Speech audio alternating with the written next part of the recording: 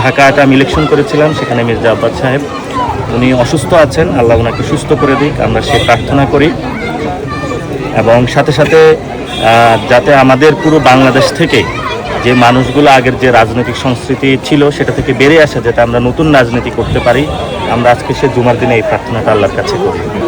আমরা জাতীয় নাগরিক পার্টি বর্তমানে বাংলাদেশে 3টা জিনিস নিয়ে কাজ করতেছি। একটি হলো সংস্কার, যাতে বাংলাদেশের আমূল পরিবর্তন হয়।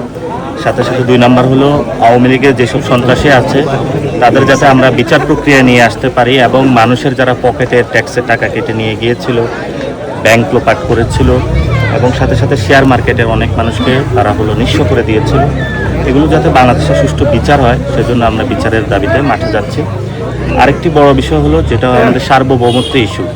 আপনারা জানেন যে ভারত থেকে পুশিং করার চেষ্টা চালাচ্ছে, প্রায় 5,000 বাংলাদেশি পরিচয়ে বাংলাদেশে পাঠানো, তারা অলরেডি স্টেটমেন্ট দিয়েছে, এসেছে। আমরা সেক্ষেত্রেও কাজ করছি যাতে আমরা নতজানু পররাষ্ট্রনীতি থেকে বেরিয়ে আসি, একটি স্বাধীন পররাষ্ট্রনীতির দিকে যেতে পারি। আর আমরা বিভিন্ন জায়গায় জেলা সফরগুলোতে যাচ্ছি, মানুষের সাথে কথা বলতেছি। জুলাই যে গণ অভ্যুত্থান হলো, এরপরে জাতীয় নাগরিক পার্টিটা কিভাবে সকল মানুষের কাছে গিয়ে দাঁড় করানো যায়, ওই এলাকার সমস্যাগুলো আমরা শুনি, অ্যাড্রেস করার চেষ্টা করি। যেমন বাগেরহাটে এসেছি আজকে, বাগেরহাটটা অনেক সুন্দর এলাকা, সাথে সাথে বাগেরহাটের উন্নয়ন ওই ভাবে এখানে হয় নাই, এটা আমরা এখানে কথা বলেছি। কিন্তু বাগেরহাটের একটা শেখ ফ্যামিলির একটা রাজত্ব ছিল, কিন্তু শেখ ফ্যামিলি রাজত্ব করেছে, শেখের নাম বিক্রি করেছে, কিন্তু উন্নয়নের নামে এখানে কোনো ছিটেফোঁটাও কিছু হয় নাই। এবং বাগেরহাটবাসীকে অভিনন্দন যে আপনারা শেখ সন্ত্রাসীদের থেকে বাগেরহাটকে উদ্ধার করেছেন, এবং আপনাদের এই জয়যাত্রা ভবিষ্যতে চলমান থাকবে। বাগেরহাটের বড় একটা সমস্যা হলো এখানের শিক্ষা ব্যবস্থা এবং স্বাস্থ্য ব্যবস্থা খুবই নাজুক অবস্থায় রয়েছে। আমরা আশা করব যে সরকার এখানে দৃষ্টি দিবেন, যাতে এখানে স্বাস্থ্য এবং শিক্ষা ব্যবস্থার উন্নয়ন হয়। আর আজকে আমার আসার উদ্দেশ্য হলো, আমাদের এই দেশে ইসলাম নিয়ে এসেছে যারা আমাদের অলি গাউস কুতুবরা, তারা নিবৃত্তে এখানে এসে ইসলাম প্রচার করেছে, এবং তারা ইসলামের জন্য অনেক কাজ করেছে।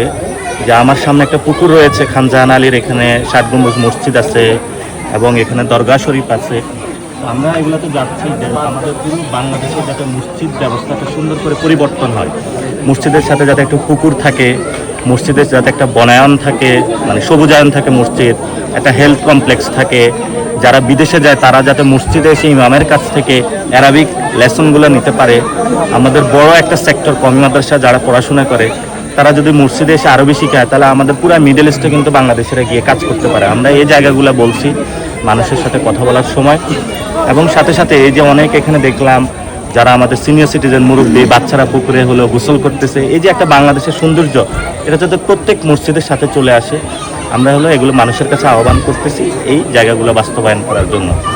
আর ভাই একটা প্রশ্ন করেছেন যে আমাদের ঢাকাতে আমি ইলেকশন করেছিলাম, সেখানে মির্জা আব্বাস সাহেব উনি অসুস্থ আছেন, আল্লাহ ওনাকে সুস্থ করে দিক, আমরা সে প্রার্থনা করি।